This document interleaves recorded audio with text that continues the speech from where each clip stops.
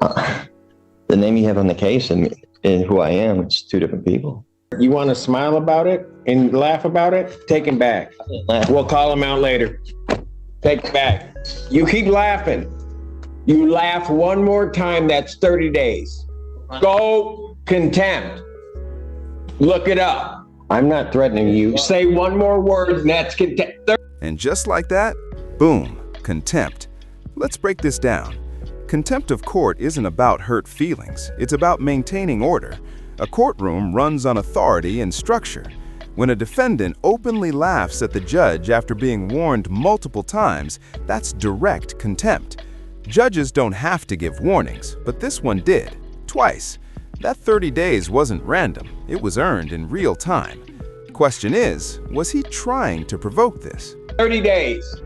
30 days. All right, guys, this is one of the most intense court hearings you'll ever see. The sovereign citizen here is insanely smug and rude, refusing to shut up, basically begging for jail. Judge absolutely destroys him every time. Sovereign citizens think they're above the law, but that doesn't fly. Drop your thoughts in the comments, and don't forget to like and subscribe. Let's dive in. Seems to be some confusion. What's the confusion? I stated multiple times on the record that I wish to represent myself. Well, I thought we got rid of that issue the last. Yeah, I thought so too. I spoke to this gentleman right here and expressed my wish to represent myself as well. Here's where it gets legally interesting. He says he wants to represent himself. That's actually a constitutional right under Ferretta v. California. But, and this is the big but, you don't get to represent yourself and ignore procedure. When a judge starts asking direct yes or no questions, they're building a record. They're protecting the case from appeal. If he keeps dodging, he's not being clever, he's digging. All right. Well, if he doesn't want you, I mean, we'll figure that out in a moment. So, Mr. Styron, we're going to go through this again. What do we want to do in this case? You understand what you're charged with, sir? I understand what the charges are against me, yeah. Okay, look, you're going to have to give me straightforward answers to my questions because I've got to make sure that you understand certain things. I got to do certain things here. My understanding. You understand, first of all, that if you do indeed direct, you want to smile about it and laugh about it, take him back. We'll call him out later. Take him back. You keep laughing. You laugh one more time, that's 30 days. Go contempt. Look it up. Well, that was quick. I love how Judge Simpson handles these sovereign citizens, so no nonsense, and I'm here for it. But seriously, what do they expect? This guy literally sits there laughing like it's a joke, clearly asking for jail. I don't get this movement at all. Let's see what he says in his next appearance. State your name. My name is Thomas Styron. I live in man. Mr. Styron, you are before the court. You have elected to represent yourself. I do have to advise you that you have 3 counts against you. The first count is that of fleeing and eluding 3rd degree under the Motor Vehicle Code. Do you understand the nature of that charge, sir? This is under the assumption that you're compelling me to identify as Thomas York Styron, the legal entity on this case. I believe that you are. Do you understand? Did you catch that shift? He argues identity, then suddenly says, sure. That's classic sovereign citizen logic, separating the legal entity from the living man. Courts have rejected this theory for decades. There's no secret parallel identity system. And notice how the judge doesn't debate philosophy. He sticks to procedure. That's strategy. You don't wrestle with nonsense. You move the docket forward. The nature of the charge, sir.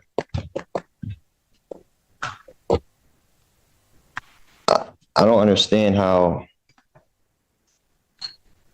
the name you have on the case and who I am, it's two different people. I have a complaint, Thomas Styron II. Do you understand that that individual is charged with fleeing and eluding 3rd degree? So, Do you understand the nature of that charge? You just need to answer my question. for the record, Take him back, and when he decides he wants to cooperate, we'll bring him back. Maybe. I'm not threatening you. Say one more word, and that's 30 days. 30 days. Boom, this guy clearly doesn't want any freedom. He totally deserved that 30 days for contempt. What did he think would happen? You can see Judge Simpson give him a chance, and he still blows it. It's like he's allergic to common sense. Drop your thoughts in the comments, and let's see what he says on his third appearance. Let's dive in. Recalls case, people of the state of Michigan versus Thomas Styron II. Mr. Styron, you are before the court on a felony complaint that does allege count 1. And I'm going to presume, since you do not want to answer the court's questions, that you understand English and understand what I'm saying. You are before the court on 3 charges. Count 1 is the charge of fleeing and eluding third degree. Under the Michigan Motor Vehicle Code, that is a felony punishable by up to 5 years incarceration or $1,000 fine plus court cost, and would require the Secretary of State to suspend your license for up to 1 year upon conviction. Count 2 is assaulting, resisting, and obstructing a police officer. That is a felony or high court misdemeanor, punishable by up to 2 years incarceration and or a 2. Let's zoom out for a second. These aren't minor tickets. Fleeing and eluding? Felony. Assaulting or obstructing an officer? Felony exposure. License suspended? Additional penalties. We're talking potential prison time. And he's choosing to navigate Michigan criminal procedures solo? That's like performing surgery after watching a YouTube tutorial. The judge is making it crystal clear. Same standards as a licensed attorney. No shortcuts. $1,000 fine plus court cost. Count 3 is a misdemeanor offense of operating with a license suspended, denied, and or revoked. That is a misdemeanor as indicated, punishable by up to 93 days, $500 fine plus court cost. Your vehicle could be subject to immobilization. Since you refused previously to answer my acknowledgement as to whether you understand that, I will assume that you understand what you're charged with. You are also entitled to be represented by counsel at this and all subsequent proceedings. If you could not afford to hire an attorney would be provided at public expense to represent you in this matter.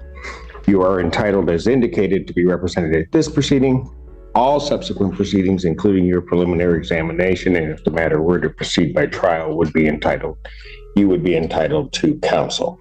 It is, as we have gone through the previous proceedings, the court's understanding that you do not wish to be represented by counsel, and that this matter will then proceed forth with you representing yourself. I have to advise you that in representing yourself, the court will make the presumption that you understand the Michigan court rules, those regarding both procedure and those regarding evidence. The court will not be providing any legal assistance to you during the course of those proceedings, and will hold you to the same standards that I would hold an attorney representing or practicing before this court. So, with all of that, and with the court's understanding that you do not want to be represented by counsel, I will set this matter for its next proceeding. you understand I'm the beneficiary, not trustee, right? That will be the preliminary examination. I will set the preliminary examination. Has discovery been provided to the defendant?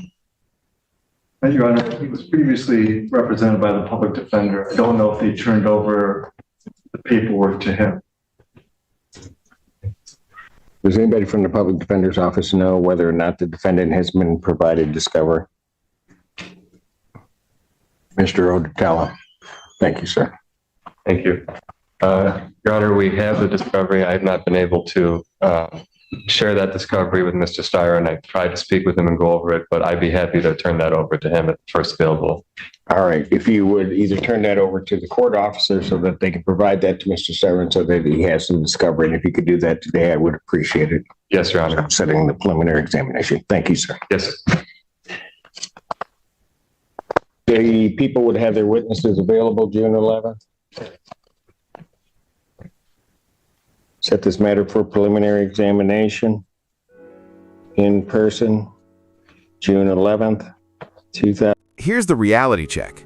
Contempt time runs separately from the underlying charges. That means while he's arguing about trusts and social security numbers, the clock is ticking on an actual 30-day sentence. And notice the judge's tone shift. It's no longer advisory, it's corrective. Courtrooms are hierarchical environments. If you challenge the authority mid-proceeding, the system responds swiftly. The question is he misunderstanding the system or intentionally escalating? 2024, 9 a.m. That is before me.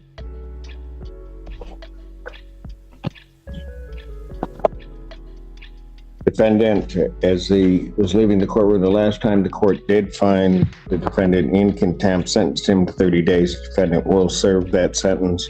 The court will sign the judgment of sentence regarding the contempt. I don't understand how that's possible. Like I said, So first of all, watch your language. You're treating me as if I'm the trustee, or I don't want to partake in any trust fraud or anything like that. Is this a SQV trust matter involved in this? Is my social security number attached to this at all?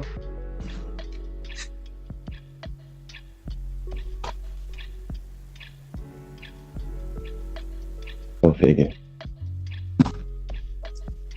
Mr. Styron, or whoever you wish to be addressed as, I'd suggest that you watch yourself because there's going to be more time coming. You keep it up. You will learn how to conduct yourself appropriately in these proceedings in this courtroom and before me. You will not, in any manner whatsoever, You're trying to tell me to be somebody I'm not. Or this institution. You have no evidence. It will not to prove that I'm who you say I am. You will not talk to me in that fashion. In what fashion? I'm not the one being unethical. And that's the mic drop moment.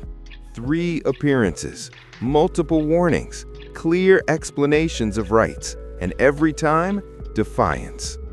Here's the uncomfortable truth. Self-representation doesn't mean self-rule.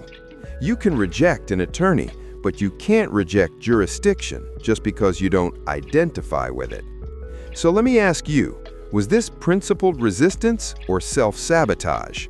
And if you were the judge, would you have stopped at 30 days? Very good. You'll serve the 30 days. And there you have it, folks. 3 court appearances, 3 chances to simply cooperate, and every single time Thomas Styron II chose defiance over common sense. The courtroom is not a debate club. It is not a philosophy seminar. And it is absolutely not the place to test out legal theories you found on the internet at 2 in the morning. Judge Simpson handled this flawlessly. Patient, firm, and completely in control. That is what authority looks like. Smash that like button. Drop your thoughts in the comments. Did he deserve more than 30 days? Subscribe for more of the most intense courtroom moments on the internet.